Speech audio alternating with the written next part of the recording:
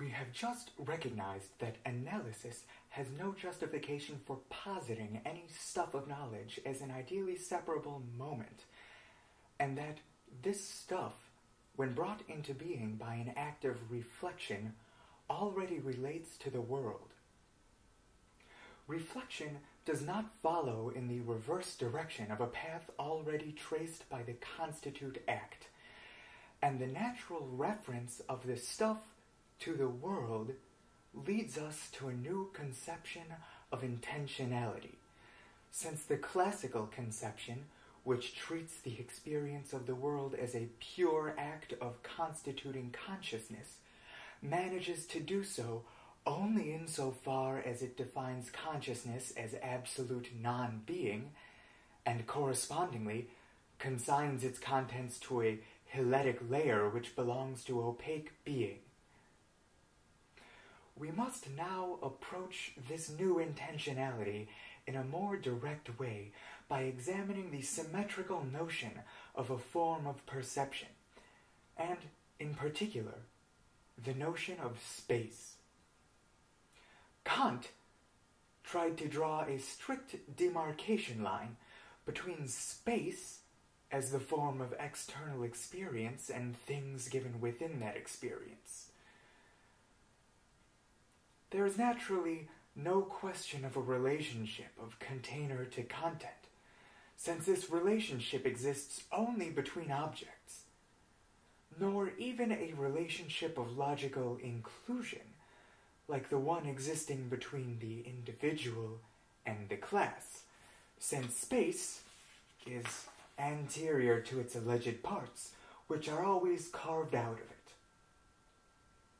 Space is not the setting, real or logical, in which things are arranged,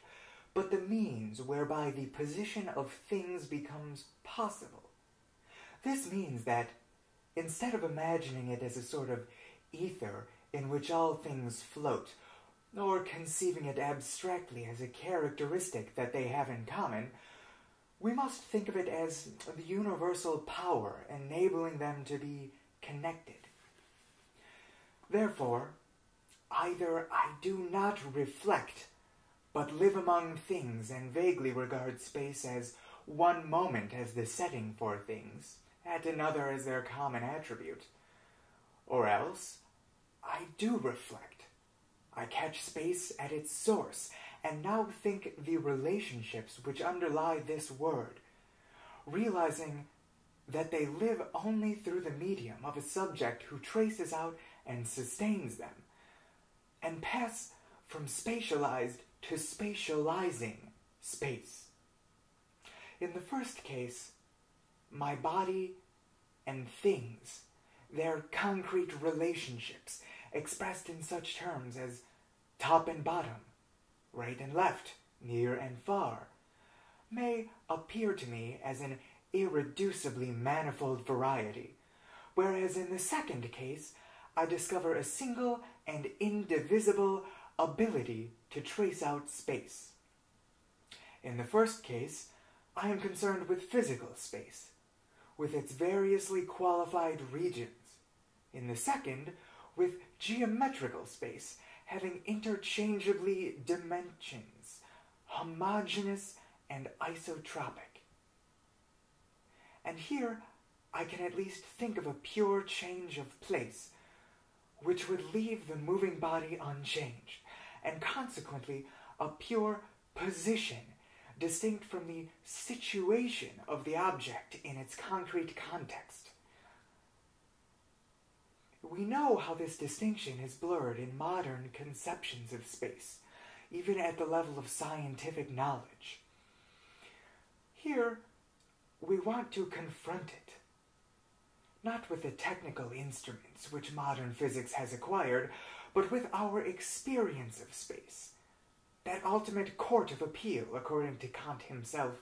of all knowledge connected with space.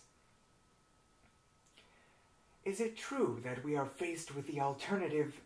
either of perceiving things in space, or, if we reflect and try to discover the significance of our own experience,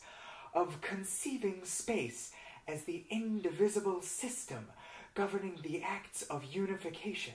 performed by a constituting mind? Does not the experience of space provide a basis for its unity by means of an entirely different kind of synthesis?